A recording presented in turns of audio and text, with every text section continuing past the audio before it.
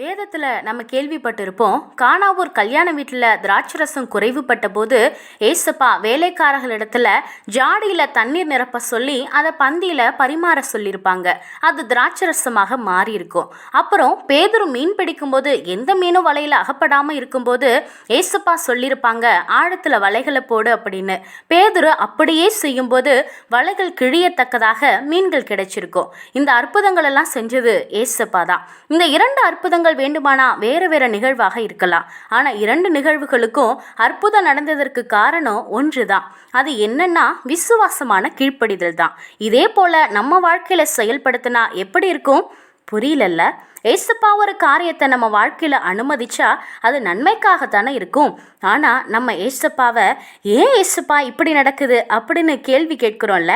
இதுவே கல்யாண வீட்டில் வேலைக்காரர்களும் பேதுருவும் ஏன் ஏசப்பா இப்படி செய்ய சொல்கிறீங்க அப்படின்னு கேள்வி கேட்டிருந்தா இந்த இரண்டு அற்புதங்களும் நடந்திருக்குமா என்ன? அதனால் உங்கள் வாழ்க்கையில் ஏசப்பாவின் கரத்தை மீறி எதுவும் நடக்காது. அதனால் ஏசப்பா அனுமதிக்கிற எந்த காரியத்துக்கும் கீழ்ப்படியுங்க. உங்கள் குறைவான வாழ்க்கை நிறைவாகும். அப்புறம் உங்கள் வாழ்க்கையில் வலைகள் கிழியத்தக்கதான ஆசீர்வாதம் தான்.